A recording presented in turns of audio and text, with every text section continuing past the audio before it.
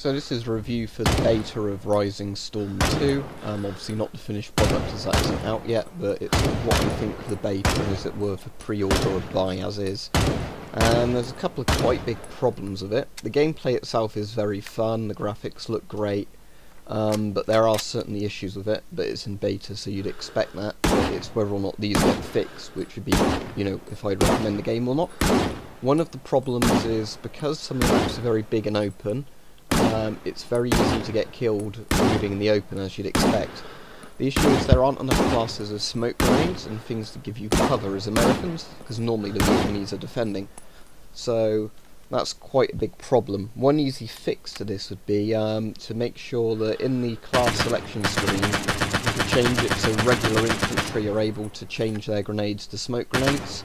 So, you know, it's a bit of customization like they do in a Battlefield game or something like that. So rather than an offensive grenade, you have sort of one for moving up with.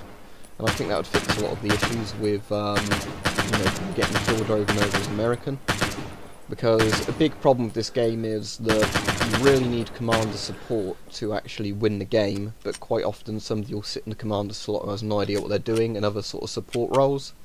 And I know that can be an issue with most games, but the problem with this is as you have capped the amount of players that can sit in each of the slots, it means that you can have somebody who has no idea what they're doing in a commander slot or a support slot, and you're really screwed on your team. So that's quite a big issue that needs addressing. There needs to be an easier way of kicking people from a support role if they're not actually doing their job from it, or giving a lot more slots for people to be in support roles. As I said, adding smoke grenades as an offensive grenade for infantrymen would be much better than simply having only one or two classes that can actually use smoke grenades, because on a lot of maps they are just too open. There's two game modes. There's one where you have to capture points and then it moves up and you can get more points like normal Red Orchestra 2 or normal Rising Storm. And then there's a Supremacy mode, which is really fun. Supremacy mode works more like a Battlefield game where there's several points on the map and you have to grab the points, but they're actually linked in on a supply line. So if an enemy team captures a point between you and your base, it cuts off the other supply points you have, so you actually have to keep all of the points defended at once, not just the frontal one. So I think that's actually a really interesting gameplay system, and it encourages you to flank around and take sort of points closest to the enemy base. For team balancing, the Vietnamese don't have much other than the small arms and artillery support, whereas the Americans get air reconnaissance, flyable helicopters and attack helicopters, as well as napalm strikes and things like that. So America seems much more powerful in the actual game sense, but as I said, because on most of the maps America is on the offensive, that causes lots of problems for basically, you know, getting shot in the open and needing a lot more support. And on some maps America won't get helicopter support, so that is much more of a sort of equaliser. So overall the game, as I said, is very fun, but there are obviously problems with it that I think need to be fixed in the beta. Another thing that you need to bear in mind is if you pre-order it on Steam, you can't keep playing the beta all the time. They do it in waves, so you have to wait for it to open. So when I'm doing this review, I'm just reusing old footage because it's not currently playable, the beta. There's also selectable equipment.